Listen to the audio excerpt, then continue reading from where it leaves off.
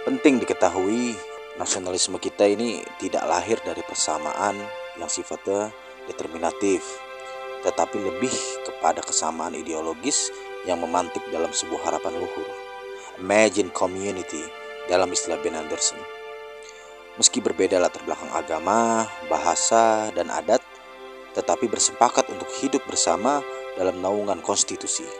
Kesalahan dalam memahami nasionalisme tentu dapat menimbulkan kekisruhan, seperti munculnya politik identitas yang belakangan ini cukup ramai memenuhi beranda kita. Bahkan hal ini pula yang turut mengembangkan sentimen primordialisme ke tengah masyarakat, sampai menimbulkan sikap rasis terhadap komunitas tertentu yang dianggap bukan pribumi asli atau warga keturunan. Muncullah istilah-istilah asing atau yang baru-baru ini kita dengar imigran Yaman. Tentu sangat tidak elok mengeklaim diri sebagai komunitas yang paling pribumi hanya karena tendensi tak berdasar.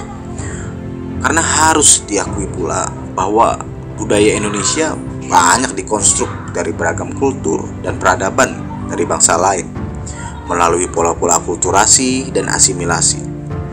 Sebagaimana yang diungkapkan oleh Bung Hatta, ada 3 unsur yang mempengaruhi nasionalisme Indonesia, yaitu religiusitas, pemikiran sosialisme Eropa, dan corak kekeluargaan. Jadi kita ini Indonesia menganut nasionalisme yang terbuka, bukan nasionalisme fasis ala Hitler. Atas dasar inilah diksi-diksi pribumi dan non-pribumi sudah tidak lagi relevan digunakan dalam ruang publik. Semua warga yang memiliki kartu tanda penduduk Indonesia adalah warga Indonesia asli, meski wajahnya tampak tidak seperti orang Indonesia kebanyakan. Lagi pula, siapa sih yang menjamin kalau darah kita ini tak ada campuran dari bangsa lain? Jadi tak perlu membuat narasi-narasi yang sifatnya provokatif, apalagi dalam suasana politik seperti ini. Bahkan orang-orang yang dikatakan sebagai warga keturunan juga memiliki jasa yang tidak sedikit untuk negeri ini.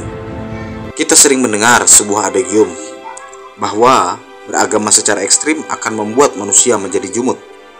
Maka tidak salah pula bila dikatakan nasionalisme ekstrim dapat melahirkan rasisme. Oleh karena itu, sikap proporsionalitas terhadap keduanya ini mesti menjadi worldview manusia Indonesia.